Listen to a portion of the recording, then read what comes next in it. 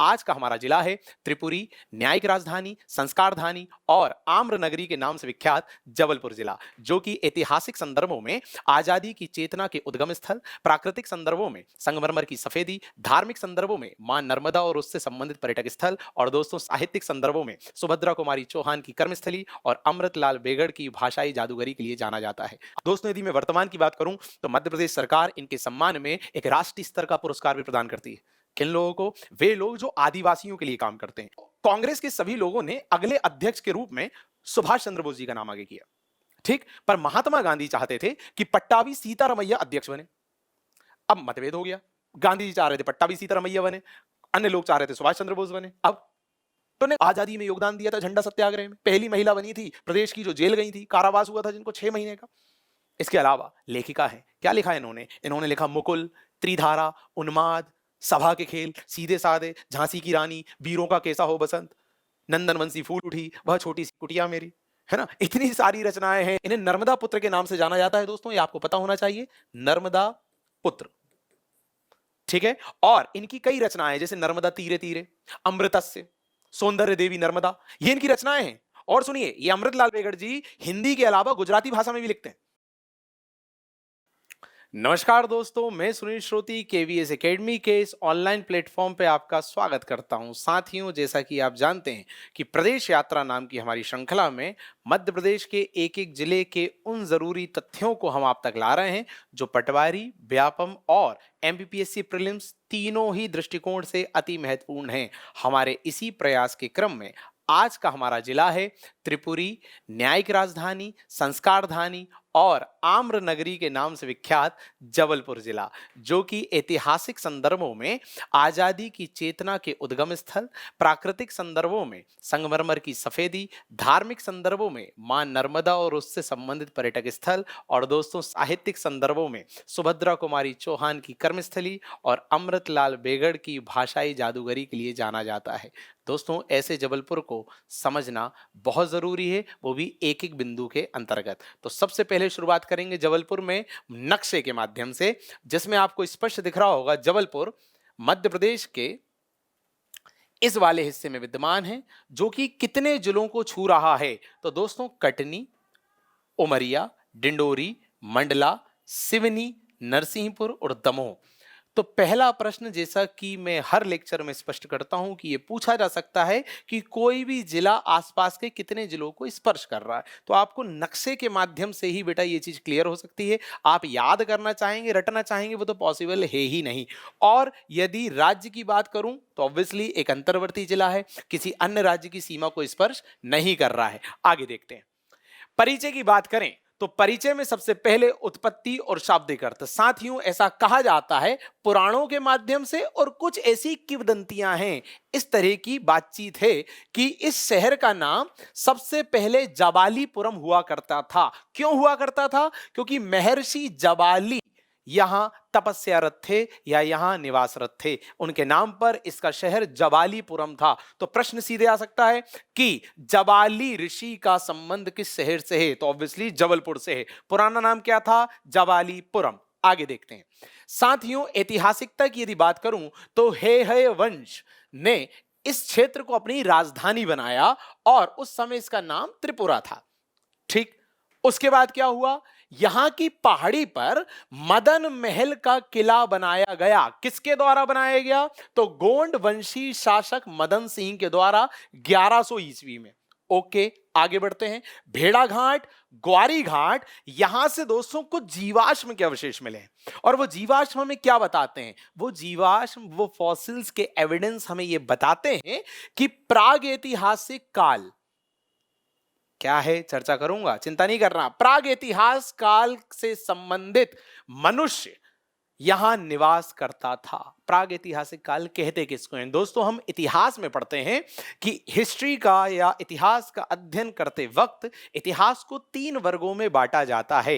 एक को बोलते हैं प्राग ऐतिहासिक काल, एक को बोलते हैं आद्य ऐतिहासिक काल, और एक को बोलते हैं ऐतिहासिक काल, ठीक। तो प्रागैतिहासिक काल किसे बोलते हैं? प्रागैतिहासिक काल मतलब वह कालखंड जिसकी जानकारी देने के लिए किसी भी तरह का कोई लिखित साक्ष्य, कोई दस्तावेज, कोई किताब, कोई साहित्य स्रोत उपलब्ध नहीं है। उस काल से संबंधित जानकारी हमें कहां से मिलती है? भौतिक अवशेषों से प्राप्त होती है। जैसे सिक्के मिल गए, उनके बर्तन मिल गए, उनके औजार मिल गए, इन सब से प्राप्त होती है। कोई भी किताबी साहित्यिक साक्ष्य वहां से प्राप्त नहीं होता। उस काल को कहा जाता है प्रागैतिहासिक काल। क्योंकि इतिहास जो है दोस्तों, हम लगभग 4,500 साल का पढ़ते हैं और इतिहास की जानकारी जो हमें देता है उसे इतिहास के स्रोत कहते हैं। तो यहां पर इस काल से संबंधित जानकारी देने वाले कौन से स्रोत होते हैं? साहित्यिक नहीं होते, किताबी नहीं होते। कौन से होते हैं? भौतिक वस्तुएं।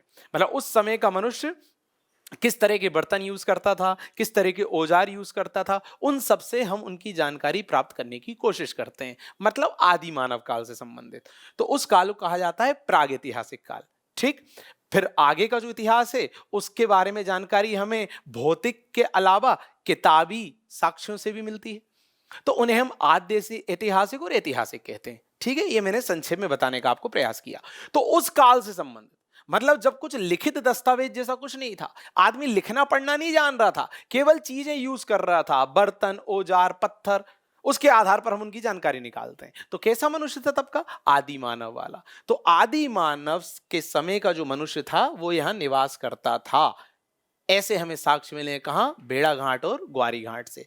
क्लियर है? आगे बढ़ेंगे साथियों। 1781 में क्या हुआ, मैं अपने पुराने लेक्चर्स में आपको स्पष्ट कर चुका हूं कि मराठा जो है वो एक क्षेत्रीय शक्ति के रूप में उभर रहे थे और धीरे धीरे करके भारत के अन्य क्षेत्रों पर अपना आधिपत्य स्थापित कर रहे थे। उसी के क्रम में मराठों ने इस क्षेत्र को अपने मुख्यालय के रूप में चुना। तब से इसका महत्व बहुत ज्यादा बढ़ गया था साथियों। आगे देखते हैं फिर क्या हुआ। फिर आप मिडाइवल हिस्ट्री में देखते हैं कि मध्यकालीन भारत में देखते हैं रानी दुर्गावती और मुगल संघर्ष के बारे में। दोस्तों आप जानते हैं कि अकबर का जब शासन था तो वो साम्राज्यवादी नीति का अनुसरण करता था, मतलब अपने साम्राज्य का निरंतर प्रसार करना चाहता था। उसी के क्रम में उसने गढ़मंडला क्षेत्र, जो कि जबलपुर क्षेत्र के ही अंतर्गत आता है, वहां पर अपना आधिपत्य या अपना प्रभुता स्थापित करने के लिए अपने एक व्यक्ति को भेजा था जिसका नाम था आसफ खां। आसफ खां जब गढ़मंडला क्षेत्र पे आया तो वहां की नेतृत्व करता थी रानी दुर्गावती। और आप जानते हैं कि आसफ खां मतलब मुगल सेना और रानी दुर्गावती जी के बीच संघर्ष हुआ और उस दौरान उन्होंने आत्महत्या कर ली थी, अपने प्राणों की आहुति दे दी थी। कब प्राणों की आहुति दी थी दोस्तों? जून 1564 में। यह आपको डेट पता होनी चाहिए। अब यहां रानी दुर्गावती से संबंधित कुछ जरूरी तथ्य भी हैं जो आपको पता होने चाहिए। आप नोट डाउन करते चलेंगे तो ज्यादा अच्छा होगा। प्रश्न कुछ भी बन सकता है। कौन थी दोस्तों रानी दुर्गावती? रानी दुर्गावती एक चंदेल वंशी राजकुमारी थी। इनके पिता का नाम था कीरत सिंह। ये जो कालिंजर क्षेत्र है उत्तर प्रदेश, वहां की थी। इनका विवाह हुआ था इस गढ़मंडला क्षेत्र के एक राजकुमार जिनका नाम था दलपत शाह, उनके साथ।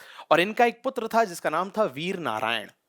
ये सब तथ्य आपको पता होने चाहिए। चूंकि इनका पुत्र जो है वो अल्पवयस्क था और इनके पति का देहांत हो चुका था, तो जब मुगलों से इनका संघर्ष हुआ तो खुद इन्होंने नेतृत्व किया था। और उसी के क्रम में मैंने कहा आसफ खां आया था मुगल की तरफ से और जून 1564 में इन्होंने अपने प्राणों की आहुति दी थी। भविष्य में मतलब बाद में इनकी समाधि बनाई गई थी बरेला ग्राम जबलपुर। यह भी आपको पता होना चाहिए कि रानी दुर्गावती जी की समाधि कहां है, इनके प्राणों की आहुति इन्होंने कब दी थी, किससे लड़ते हुए दी थी, कहां की रहने वाली थी, किसकी पुत्री थी, किससे विवाह हुआ था, किस वंश की थी, तो चंदेल वंश की थी। ये सब तथ्य आपको क्लियर होने चाहिए। दोस्तों यदि मैं वर्तमान की बात करूं तो मध्य प्रदेश सरकार इनके सम्मान में एक राष्ट्रीय स्तर का पुरस्कार भी प्रदान करती है। किन लोगों को? वे लोग जो आदिवासियों के लिए काम करते हैं। ऐसे लोग और ऐसी संस्थाओं को मध्य प्रदेश सरकार राष्ट्रीय दुर्गावती सम्मान पुरस्कार प्रदान करती है। और कब से प्रदान करते आ रही है? 2008 से। तो यह भी आपको पता होना चाहिए कि दुर्गावती के नाम पे जो राष्ट्रीय स्तर का मध्य प्रदेश सरकार पुरस्कार दे रही है, तो वो कब से दे रही है? 2008 से। कितने रुपए देती है? 2 लाख रुपए। और किन लोगों को देती है? जो आदिवासी क्षेत्र में अपना योगदान दे रहे हैं। यह आपको पता होना चाहिए। लोग कंफ्यूज हो जाते हैं दोस्तों। कई बार ऑप्शन इस तरह के आते हैं कि रानी दुर्गावती सम्मान किस क्षेत्र में दिया जा रहा है? तो अपनी वीरता दिखाने के संदर्भ में, या महिला सशक्तिकरण के संबंध में, ऐसे कई और दूसरे भी ऑप्शन होंगे। तो आप कंफ्यूज हो सकता है कि वीरता वाला टिक लगा दो, महिला सशक्तिकरण वाला कुछ टिक लगा दो। तो ऐसा कुछ नहीं है। आदिवासी क्षेत्रों में जो लोग काम करते हैं उन्हें दिया जाता है। ये आपके दिमाग में स्पष्ट होना चाहिए। आगे बढ़ेंगे साथियों।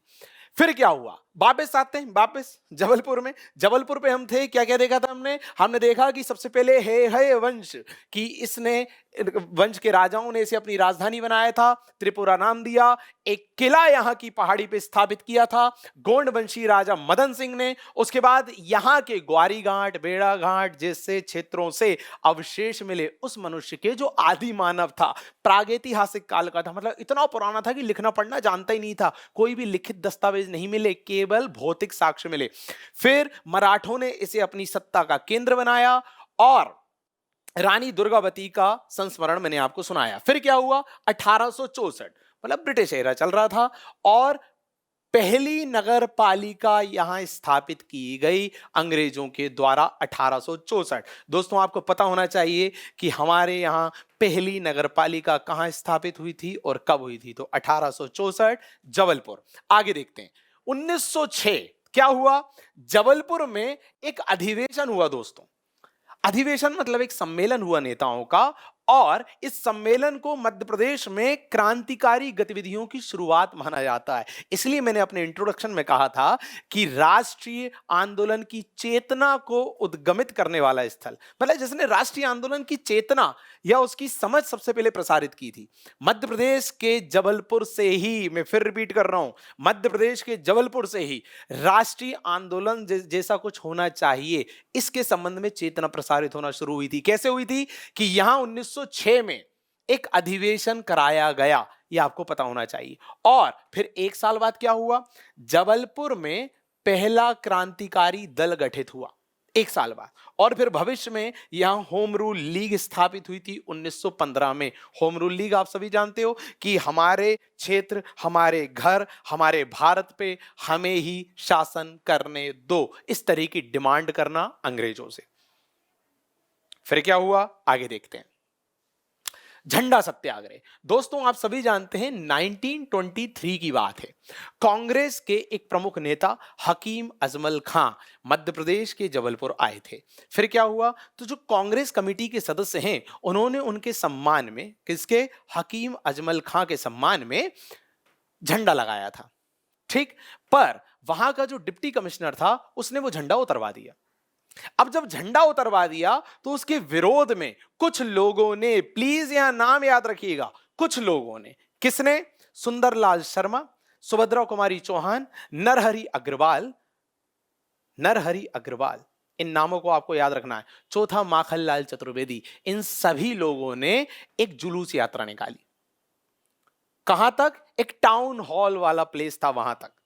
और वहां पहुंचकर दमोह क्षेत्र का एक व्यक्ति था प्रेमचंद, उसने उस ध्वज को दोबारा स्थापित किया जो अंग्रेजों ने उतरवा दिया था। पर क्या अंग्रेज इस क्रिया की प्रतिक्रिया नहीं करेंगे? बिल्कुल करेंगे। अंग्रेजों ने दोस्तों जो सुंदरलाल शर्मा जी थे उन्हें 6 माह का कारावास दिया था, और सुभद्रा कुमारी चौहान जो उनके साथ थी उन्हें भी 6 माह का कारावास दिया था। इस तरह सुभद्रा कुमारी चौहान कारावास में जाने वाली पहली भारतीय महिला बनी थी। ठीक है, फिर क्या हुआ? कहानी रुकी नहीं। मध्य प्रदेश में जब इस तरह की गतिविधि हो गई तो यह राष्ट्रीय स्तर पर हुआ झंडा सत्याग्रह, और इस बार राष्ट्रीय स्तर पर प्रमुख केंद्र के रूप में चुना नागपुर को, और वहां उसका नेतृत्व किया था जमनालाल बजाज जी ने। अब मध्य प्रदेश का तो हो गया, उसके बाद राष्ट्रीय स्तर पर नागपुर में जमनालाल बजाज के नेतृत्व में भी हुआ है। तो प्रश्न पूछा जा सकता है कि राष्ट्रीय स्तर पर किसके नेतृत्व में हुआ? जमनालाल बजाज। कहां हुआ? नागपुर में। प्रदेश स्तर पर किसके नेतृत्व में हुआ? सुंदरलाल शर्मा, सुभद्रा कुमारी चौहान, नरहरि अग्रवाल, माखनलाल चतुर्वेदी। और झंडा स्थापित किसने किया था? प्रेमचंद नाम का एक युवक था, दमोह क्षेत्र का। सजा किस किस को हुई थी? सुंदरलाल शर्मा को और सुभद्रा कुमारी चौहान को 6-6 माह की। अब प्रदेश में हो गया, उससे प्रेरित होकर राष्ट्रीय स्तर पर हो गया। अब दोस्तों प्रदेश में फिर से शुरू हो गया, मतलब मध्य प्रदेश में उस राष्ट्रीय स्तर से प्रेरित होकर, और इस बार नेतृत्व किया था सरोजनी नायडू और मौलाना अबुल कलाम आजाद ने। क्या हुआ? उन्हें भी 3-3 महीने की सजा हुई थी। तो इतने सारे तथ्य आपको पता होने चाहिए कि पहली बार का प्रदेश का नेतृत्व किसने किया, दूसरी बार जब राष्ट्रीय स्तर पर हुआ तो वहां नेतृत्व किसने किया, राष्ट्रीय स्तर से प्रेरित होकर जब पुनः मध्य प्रदेश में हुआ तो नेतृत्व किसने किया? सरोजनी नायडू, मौलाना अबुल कलाम आजाद। और कितने कितने माह की सजा हुई? 3-3 माह की। पहले वालों को हुई थी 6-6 माह की। ये सारे तथ्य आपको दोस्तों याद रखने हैं। जैसा मैंने कहा, आप लिखते चलिए, हर चीज हम पीपीटी में उपलब्ध नहीं करा सकते। मेरी जो अन्य बातें हैं, अन्य तथ्य हैं, इन्हें आप लिखते जाइए, एग्जाम में आपकी बहुत ज्यादा मदद होने वाली है। फिर क्या हुआ? 1923 तक हम पहुंच गए। 1923 के बाद हुआ नमक सत्याग्रह राष्ट्रीय स्तर पर, सविनय अवज्ञा आंदोलन। आप जानते हो, मैंने अपने बैतूल वाले वीडियो में उसके बारे में स्पष्टीकरण दिया था, आप चाहें तो उसे भी देख सकते हैं। अब नमक सत्याग्रह जब गांधी जी ने राष्ट्रीय स्तर पर चलाया तो हर क्षेत्र के नेता उसमें अपना योगदान दे रहे थे। तो मध्य प्रदेश के जबलपुर से किन लोगों ने योगदान दिया? तो दोस्तों सेठ गोविंद दास और द्वारका प्रसाद मिश्र, ये दो लोगों ने योगदान दिया था। आपको पता होने चाहिए दोनों नेतृत्वकर्ताओं के नाम, सेठ गोविंद दास और द्वारका प्रसाद मिश्र जी, यह आपको पता होना चाहिए। कब की बात है? नमक सत्याग्रह। फिर क्या हुआ? फिर क्या हुआ? फिर 1939 पे आइए सर, अगली घटना। आप तो ईयर वाइज जमा लीजिए सबको। अब क्या हुआ 1939 में? तो त्रिपुरी सम्मेलन वाली घटना हुई। बहुत ज्यादा अच्छे से सभी लोग जानते हैं, इतिहास में आप पढ़ते हैं, मैं संक्षेप में फिर भी आपको बताऊंगा ताकि आपको याद रहे। हुआ यह था दोस्तों कि कांग्रेस का अगला अध्यक्ष कौन होगा, इस पे विमर्श चल रहा था कांग्रेस में। तो कांग्रेस के सभी लोगों ने अगले अध्यक्ष के रूप में सुभाष चंद्र बोस जी का नाम आगे किया, ठीक। पर महात्मा गांधी चाहते थे कि पट्टाभी सीतारामैया अध्यक्ष बने। अब मतभेद हो गया, गांधी जी चाह रहे थे पट्टाभी सीतारामैया बने, अन्य लोग चाह रहे थे सुभाष चंद्र बोस बने। अब तो उन्होंने कहा चलो चुनाव करा लेते हैं, और गांधी जी ने भी उस चीज को अपने ईगो पे ले लिया था। गांधी जी को लग रहा था कि मैं जिस कैंडिडेट का समर्थन कर रहा हूं वो तो जीत ही जाएगा, क्यों मेरा नाम लगा हुआ है इसके पीछे। चुनाव हुआ पट्टाभी सीतारामैया और सुभाष चंद्र बोस के बीच में, काय का? अध्यक्ष पद का, कि अगला अध्यक्ष कौन बनेगा। कौन से अधिवेशन का? जो त्रिपुरी में होने वाला है उस अधिवेशन का। चुनाव हुआ और आप सभी जानते हैं कि सुभाष चंद्र बोस चुनाव जीत गए थे। मतलब गांधी जी के कैंडिडेट उस चुनाव को हार गए थे, और गांधी जी ने उसे अपनी व्यक्तिगत हार भी कहा था। गांधी जी बहुत आहत हुए थे। अब क्या हुआ? अब गांधी जी चूंकि आहत हो गए तो गांधी जी ने यहां कहा कि मैं कांग्रेस को या सुभाष चंद्र बोस को किसी तरह का समर्थन नहीं दूंगा, किसी तरह का मार्गदर्शन नहीं दूंगा, क्योंकि बात ईगो पे आ चुकी थी। अब सुभाष चंद्र बोस को ये बिल्कुल अच्छा नहीं लगा कि महात्मा गांधी इस तरह से उनकी उपेक्षा कर रहे हैं, उनका साथ नहीं दे रहे हैं। सुभाष चंद्र बोस ने आहत होकर अध्यक्ष पद छोड़ दिया था, ठीक। और फिर आप इतिहास में पढ़ते हैं कि फॉरवर्ड ब्लॉक की उन्होंने स्थापना कर ली थी, फिर कांग्रेस से उन्हें हटा दिया गया था, निष्कासित कर दिया गया था। वो एक अलग कहानी है, इतिहास में हम पढ़ते हैं। अच्छा, पर सुभाष चंद्र बोस ने इस्तीफा दे दिया, उनके स्थान पे कौन आया? तो उनके स्थान पे आए थे राजेंद्र प्रसाद जी। तो फाइनली अध्यक्ष कौन बने थे? त्रिपुरी सम्मेलन के राजेंद्र प्रसाद जी, ठीक। ये आपको पता होना चाहिए। और त्रिपुरी मतलब जबलपुर में होने वाला था वो सम्मेलन। 1939 की घटना है। फिर हुआ व्यक्तिगत सत्याग्रह। अक्टूबर 1940 की बात है दोस्तों, अक्टूबर 1940 गांधी जी ने एक अलग तरह का सत्याग्रह चालू किया। देखिए, गांधी जी ने बोला, आप जानते हैं गांधी जी पहले ही आई थिंक 1934 के आसपास गांधी जी कांग्रेस से इस्तीफा दे चुके थे, मतलब कांग्रेस से अपने आप को अलग कर चुके थे। और उनका कहना था कि कांग्रेस के कोई भी नेता मेरी बात तो मानते नहीं है, अब मैं जो भी करूंगा वो व्यक्तिगत स्तर पे करूंगा, अब पार्टी लेवल पे मैं कुछ नहीं करूंगा। समझ रहे हैं? अब देखिए ना, जैसे एग्जांपल आप यहां देख सकते हैं 39 वाले प्रकरण में कि किस तरह से वो पट्टाभी सीतारामैया को बनाना चाह रहे थे, पर बन गए थे सुभाष चंद्र बोस। तो गांधी जी अपने आप को पहले ही अलग कर चुके थे कांग्रेस से कहीं ना कहीं, बस कांग्रेस में एक मार्गदर्शक या दूर से एक सलाह मशवरा देने वाले के रूप में उन्होंने खुद को रखा था। तो चूंकि कांग्रेस से खुद को अलग कर चुके हैं, अब जो भी वो करेंगे कैसे करेंगे, व्यक्तिगत स्तर पर। तो अगला जो उन्होंने सत्याग्रह शुरू किया था दोस्तों, उसे कहा जाता है व्यक्तिगत सत्याग्रह। मतलब इसका पार्टी लाइन से कोई संबंध नहीं था, वो अपने लेवल पे करेंगे अब जो भी करेंगे। और उन्होंने कहा था कि जो भी व्यक्ति मेरे इस व्यक्तिगत सत्याग्रह में शामिल होना चाहता है वो खुद से मेरे साथ शामिल हो सकता है, वो खुद से मेरे पास आ सकता है। ठीक कब? 1940। अब फैक्ट सुनिएगा आप, इस व्यक्तिगत सत्याग्रह में राष्ट्रीय स्तर पर जो पहला नेता शामिल हुआ था उसका नाम था विनोबा भावे। दोस्तों वही विनोबा भावे जिन्होंने भविष्य में भूदान आंदोलन चलाया था। दोस्तों वही विनोबा भावे जिन्होंने इस जबलपुर को संस्कारधानी कहा था। यह भी पता होना चाहिए, विनोबा भावे ने संस्कारधानी कहा है जबलपुर को। तो पहले व्यक्ति राष्ट्रीय स्तर पर कौन शामिल हुए थे व्यक्तिगत सत्याग्रह में? विनोबा भावे। और दूसरे व्यक्ति शामिल हुए थे जवाहरलाल नेहरू, ये राष्ट्रीय स्तर पर। ठीक, बट मध्य प्रदेश से कौन शामिल हुआ था यह पता होना चाहिए कि गांधी के व्यक्तिगत सत्याग्रह में मध्य प्रदेश का कौन व्यक्ति शामिल हुआ था। तो जो व्यक्ति शामिल हुए थे उनका नाम था बाबू गोविंद दास या बाबू गोविंद सिंह, और जो महिला शामिल हुई थी उनका नाम था श्रीमती प्रमिला। ये दो नाम आपको पता होने चाहिए जो मध्य प्रदेश से शामिल हुए थे गांधी जी के सत्याग्रह में। कौन से? व्यक्तिगत सत्याग्रह में। कब की बात है? अक्टूबर 1940। मैंने राष्ट्रीय स्तर से भी कनेक्ट कर दिया, वो वाले तथ्य भी बता दिए जो घुमा फिरा के आ सकते हैं।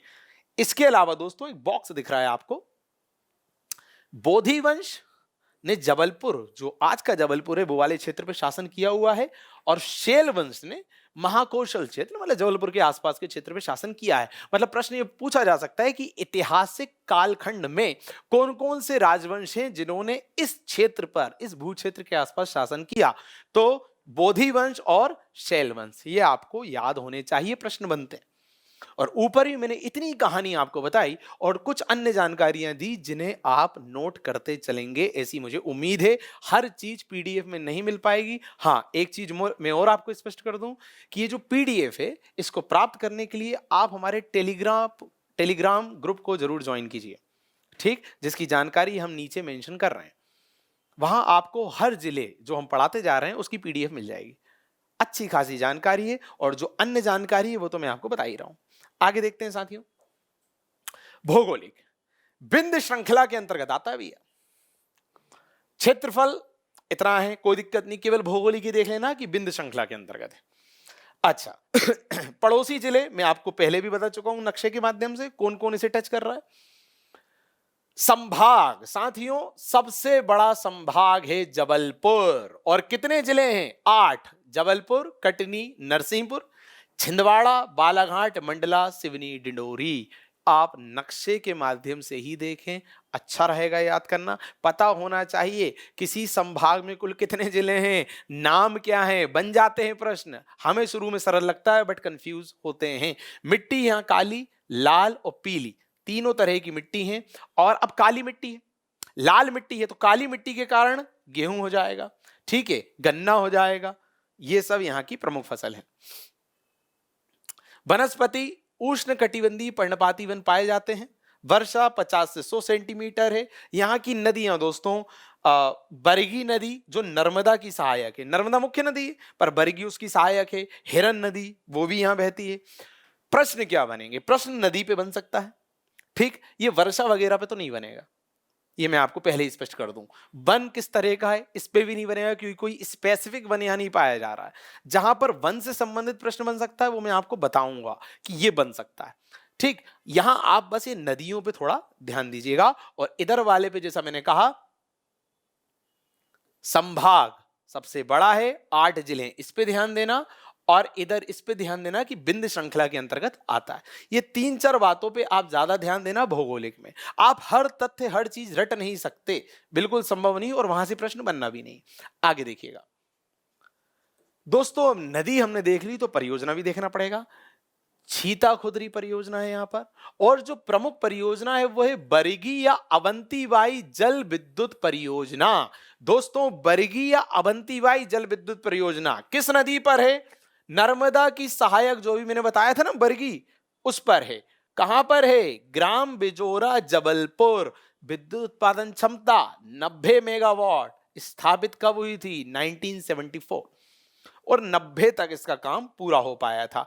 मैं आपको पिछले लेक्चर में बता चुका हूं कि कोई भी विद्युत परियोजना यदि आती है तो 4 उस पे प्रश्न बन सकते हैं। किस नदी पर है? कब स्थापित हुई? किस राज्य की साझेदारी से बन रही है? 3। और चौथा, क्षमता कितनी है? अब राज्य की साझेदारी तो यहां कुछ है नहीं, तो ये 3 बातें आपको बहुत ज्यादा स्पष्ट होनी चाहिए। क्या बातें क्लियर है? आगे बढ़िए। जलप्रपात आप सभी जानते हैं, धुआंधार जलप्रपात पर्यटन का प्रमुख केंद्र है नर्मदा के कारण। खनिज, अब जरा देखिएगा, लोह खनिज तो यहां है। अब प्रश्न कैसे बनता है? प्रश्न ये बनता है, जैसे बॉक्साइट जो है तो वो टिकरी क्षेत्र में पाया जाता है, तांबा जो है वो सलीमनाबाद क्षेत्र में पाया जाता है, और जो चीनी मिट्टी है वो बादामी रंग की है जो लम्हेटा घाट में पाई जाती है। साथियों, यहां सफेद संगमरमर जो मैंने इंट्रोडक्शन में बताया था भेड़ाघाट में है, सेलखड़ी और सूरमा के लिए प्रसिद्ध है। सूरमा भी इंपॉर्टेंट है। प्रश्न क्या बनता है? प्रश्न एक तो ये बनता है कि भाई सीधे पूछ लेंगे सूरमा कहां पाया जाता है सबसे ज्यादा, आप जबलपुर लगा देंगे। सफेद संगमरमर कहां पाया जाता है, आप जबलपुर लगा देंगे। ये तो सीधे ऊपर से प्रश्न आएगा। अंदर से क्या आ सकता है? ये जो अंदर के क्षेत्र के नाम है कि सलीमनाबाद का संबंध गाय से, तांबा से है। टिकरी क्षेत्र का संबंध कहां से है? बॉक्साइट से है। लम्हेटा घाट का चीनी मिट्टी और भेड़ा घाट का सफेद संगमरमर। तो आपको ये जो क्षेत्र हैं ये पता होने चाहिए, क्वेश्चन बनते हैं इस पे। क्लियर? आगे बढ़ते हैं।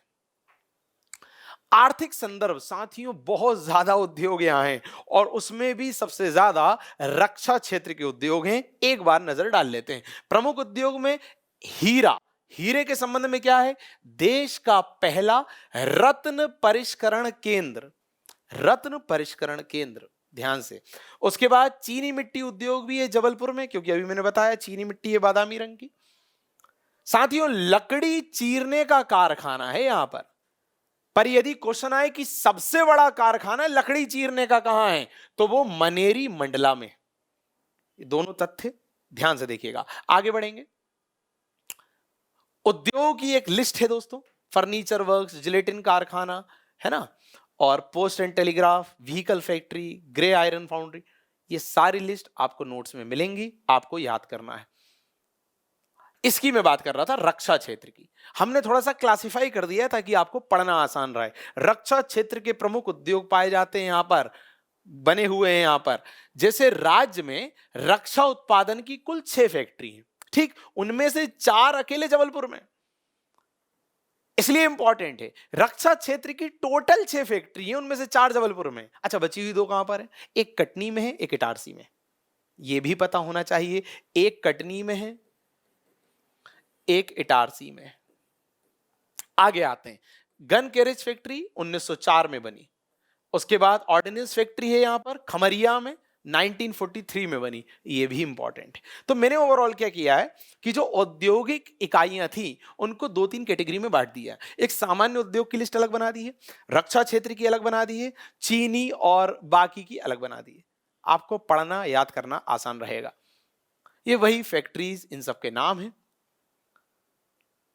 अच्छा, अकेला फैक्ट्री नहीं, अनुसंधान केंद्र भी बहुत सारे हैं। अनुसंधान मतलब जहां रिसर्च होती है। जैसे अंतरराष्ट्रीय मक्का और गेहूं अनुसंधान केंद्र कहां है? तो भाई जबलपुर में है। इंपॉर्टेंट फैक्ट, जवाहरलाल नेहरू कृषि विश्वविद्यालय कहां है?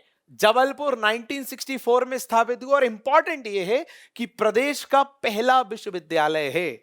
अच्छा, कई बार बच्चा यह प्रश्न पूछता है कि सर हम कितने ईयर याद करें, कितने वर्ष रटें?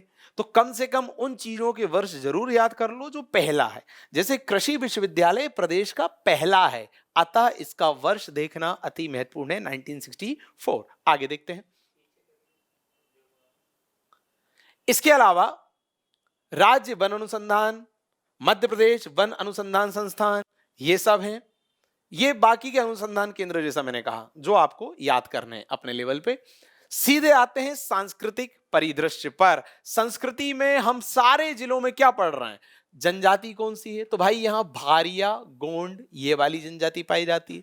बोलियां यहाँ बघेली बोली जा रही है। यदि मेले की बात करूं तो सनोधा का मेला लगता है, कब लगता है? मकर संक्रांति के समय लगता है साथियों, ये आपको पता होना चाहिए। सनोधा का मेला कहां लग रहा है? जबलपुर। किस अवसर पर लग रहा है? मकर संक्रांति पर लग रहा है। और बोलियों में यहां बघेली ही आएगी, प्रमुख बोली बघेली। कई लोग बुंदेलखंडी से कंफ्यूज होंगे, पर आप बघेली टिक लगाइएगा। आगे बढ़े। समारोह दोस्तों, चूंकि सुभद्रा कुमारी चौहान जी की कर्मस्थली है, अतः सुभद्रा कुमारी चौहान समारोह 1982 से यहां आयोजित हो रहा है। ये ईयर भी आपको पता होना चाहिए। अन्य नाम स्टार्टिंग में मैंने बताया, महाकौशल, त्रिपुरी, न्यायिक राजधानी, संस्कारधानी, ये सब कहा जाता है इसे। आगे बढ़े। पर्यटक स्थल साथियों, भेड़ाघाट है। यहां पर स्टार्टिंग में हमने देखा था। अभी जो भेड़ाघाट है ना, यहां नर्मदा और बाबन नदी का संगम होता है। तो पहले तो यह पता होना चाहिए कि किन दो नदियों का संगम होता है, नर्मदा और बाबन। ओके, इसका नाम भेड़ाघाट किसके नाम पर पड़ा? इसका नाम भेड़ाघाट पड़ा भृगु मुनि के नाम पर, यह आपको पता होना चाहिए। और सुनिए, यहां एक गौरी शंकर का मंदिर है जो कलचुरी राजाओं ने बनवाया था, कलचुरी वंश के राजाओं ने। 3 फैक्ट है इंपॉर्टेंट। भेड़ाघाट किन दो नदियों का संगम स्थल? नर्मदा और बाबन। किस ऋषि के नाम पर है? भृगु मुनि। और कौन सा मंदिर है? गौरी शंकर का मंदिर। किसने बनवाया? यह ज्यादा इंपॉर्टेंट है, कलचुरी राजाओं ने बनवाया। साथियों यहीं पर भेड़ाघाट में ही शिव पार्वती मंदिर है, धुआंधार जलप्रपात है और बंदर कूदनी नामक स्थल है। यह भी इंपॉर्टेंट है। सीधे प्रश्न पूछा जाता है, बंदर कूदनी कहां है? सीधे प्रश्न आता है, धुआंधार कहां है? तो भेड़ाघाट में। आगे आएंगे। तिलवारा का घाट दोस्तों इंपॉर्टेंट है महात्मा गांधी के लिए। महात्मा गांधी जी की जब अस्थि विसर्जित की जा रही थी, तो नर्मदा नदी में उनकी अस्थि किस घाट से विसर्जित की गई थी, यह तथ्य इंपॉर्टेंट है। तो नर्मदा नदी में उनकी अस्थि दोस्तों तिलवारा घाट से विसर्जित हुई थी, यह आपको पता होना चाहिए। आगे बढ़ेंगे। बाकी यहां रूपनाथ मंदिर है, इसमें राम, सीता, लक्ष्मण 3 सरोवर हैं और एक ग्वारी घाट। ये सब क्लियर याद करना है, सीधे प्रश्न आएगा। संग्रहालय रानी दुर्गावती संग्रहालय है जबलपुर में, 1975 में बना। जनांकी दोस्तों सर्वाधिक क्षेत्रफल वाला संभाग माना जाता है जबलपुर को, और सबसे बड़ा संभाग मैंने स्टार्टिंग बताया था क्योंकि, और 8 जिले हैं, ये भी चर्चा हम कर चुके हैं। लिंग अनुपात कितना है? 929। हर लेक्चर में हम बता रहे हैं प्रति 1000 पुरुष पर कितनी महिलाएं हैं, उसे लिंग अनुपात कहते हैं। मतलब 1000 पुरुष पे 929 महिलाएं हैं, इसलिए 929 लिंग अनुपात है। शिशु लिंग अनुपात मतलब 0 से 6 वर्ष के बच्चे, मतलब 0 से 6 वर्ष में 1000 लड़कों पर कितनी लड़कियां हैं? कितनी हैं? 923। जनघनत्व मतलब प्रति वर्ग किलोमीटर पर कितने लोग हैं? 473। साक्षरता मतलब 7 वर्ष से अधिक के वे लोग जो लिखना पढ़ना जानते हैं उसे साक्षर कहते हैं, 81.07। यही कारण है इसे सर्वाधिक साक्षरता प्रतिशत वाला जिला, साक्षरता प्रतिशत वाला जिला और संभाग दोनों का दर्जा प्राप्त है। मतलब साक्षरता के मामले में नंबर 1 जिला, साक्षरता प्रतिशत के मामले में नंबर 1 संभाग, और क्षेत्रफल के मामले में भी नंबर 1 संभाग। तीनों ही दृष्टि से नंबर 1 कौन है? जबलपुर। ये आपको टिक लगा देना है। आगे बढ़ते हैं। कई इकाइयों के प्रशासनिक मुख्यालय हैं यहां पर, जैसे मध्य प्रदेश विद्युत मंडल, उसे शक्ति भवन कहते हैं, आपको पता होना चाहिए। मध्य प्रदेश का जो विद्युत मंडल है उसका नाम है शक्ति भवन। कहां पर है? जबलपुर में। इसके अलावा ग्रामीण विकास संस्थान, महाधिवक्ता कार्यालय, महाधिवक्ता जो होते हैं उनका कार्यालय कहां है? जबलपुर में है। किशोर बंदी गृह है, और सबसे इंपॉर्टेंट एमपीपीएससी अभ्यर्थियों की एकमात्र आशा मध्य प्रदेश उच्च न्यायालय साथियों कब स्थापित हुआ? 1 नवंबर 1956 में। किसने डिजाइन किया था? Henry Irwin. ये भी आपको पता होना चाहिए, ईयर पता होना चाहिए, किसने डिजाइन किया ये पता होना चाहिए। आगे देखते हैं। शिक्षा रानी दुर्गावती की बात हमने अभी देखी, 1956 उनके नाम पे विश्वविद्यालय स्थापित हुआ। नेहरू कृषि विश्वविद्यालय अभी देखा, पहला है 1964। नानाजी देशमुख और मध्य प्रदेश आयुर्विज्ञान विश्वविद्यालय, ये भी है जो कि 2011 में स्थापित हुआ था। आगे देखते हैं। इसके अलावा प्रदेश का पहला इंजीनियरिंग कॉलेज भी यहीं आया था 1947 में। अंतर समझिएगा। यदि आए कि प्रदेश का पहला कृषि विश्वविद्यालय तो वो आया है 1964 में, पर ओवरऑल पहला कॉलेज जो था वो इंजीनियरिंग कॉलेज था और वो आया था 1947 में। ये अंतर समझिएगा।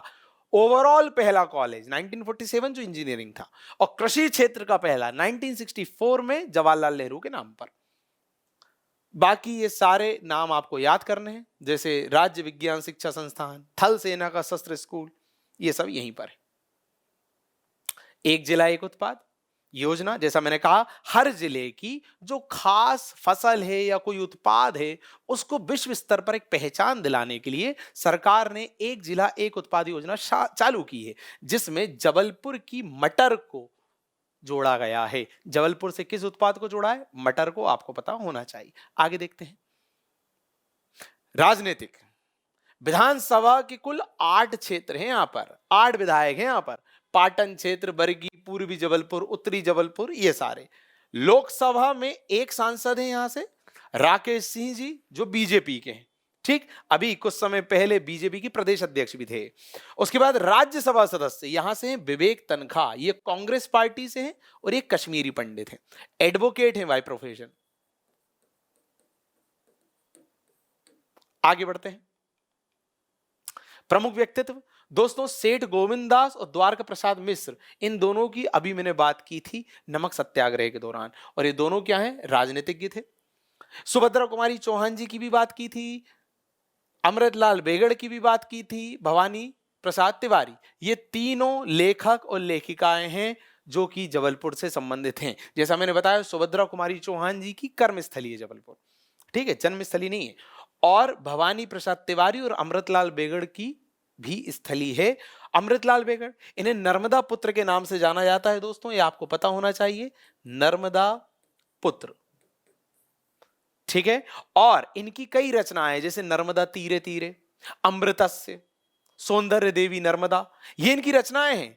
और सुनिए, ये अमृतलाल बेगड़ जी हिंदी के अलावा गुजराती भाषा में भी लिखते हैं, ये भी आपको पता होना चाहिए। तो आप ये सारे तथ्य अलग से लिखते जाइए। अमृतलाल बेगड़, नर्मदा पुत्र, क्या रचनाएं हैं? नर्मदा तीरे तीरे, अमृतस्य और सौंदर्य देवी नर्मदा।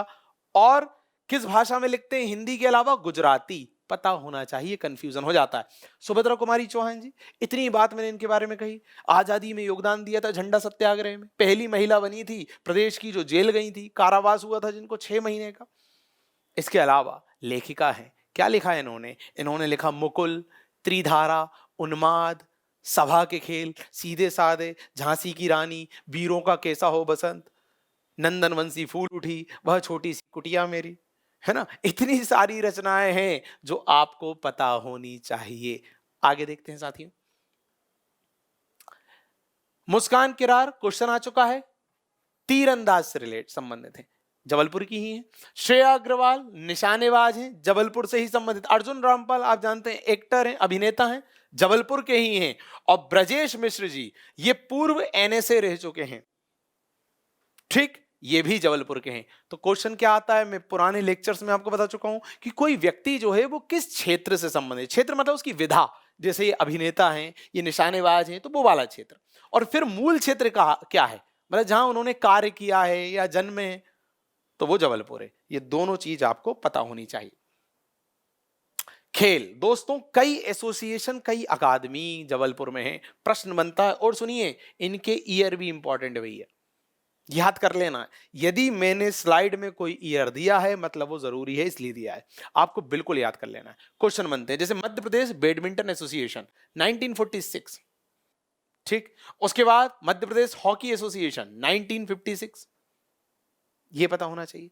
आगे देखते हैं, रानीताल स्टेडियम हो, तीरंदाज एकेडमी हो, ये सब जबलपुर में है। तीरंदाज एकेडमी आई थी 2013 में, ये ईयर इंपॉर्टेंट है। समाचार पत्र और पत्रिका, अब आजादी या राष्ट्रीय आंदोलन की चेतना का उद्गम स्थल था, तो बिना समाचार पत्र के क्या ही होगा। तो कई समाचार पत्र थे, कई पत्रिकाएं निकलती हैं। जैसे पत्रिकाओं में बात करूं तो पहल, नर्मदा, प्राची और श्री शारदा, इतनी सारी पत्रिकाएं निकली हैं यहां से। यदि समाचार पत्र की बात करूं तो शुभ चिंतकर, सेंट्रल इंडिया न्यूज, प्रजा हितैषी, नर्मदा ज्योति, स्वतंत्र मत, इतने सारे।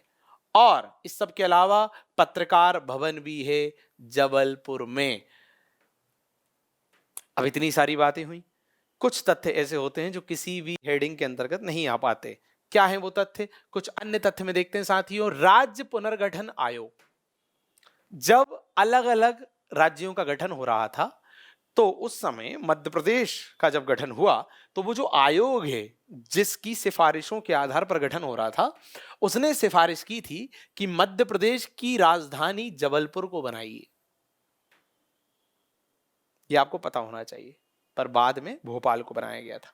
दूसरा, राज्य का सर्वाधिक मात्रा में जो वन राजस्व, वन क्षेत्र से राजस्व, रेवेन्यू, वो जबलपुर वन वृत्त से प्राप्त होता है। ये आपको पता होना चाहिए। और जबलपुर को आम्र जिला भी कहते हैं, मैंने इंट्रो में बताया था। तो बहुत बहुत धन्यवाद साथियों। आशा करता हूं कि हमारा प्रयास आपको पसंद आएगा और आपके आगामी परीक्षाओं में हमारी भी थोड़ी सी सहभागिता होगी। आप इस पूरे लेक्चर की पीडीएफ प्राप्त करने के लिए हमारे टेलीग्राम ग्रुप को जरूर ज्वाइन कीजिए, जिसकी जानकारी नीचे डिस्क्रिप्शन में दी हुई है। बहुत बहुत धन्यवाद।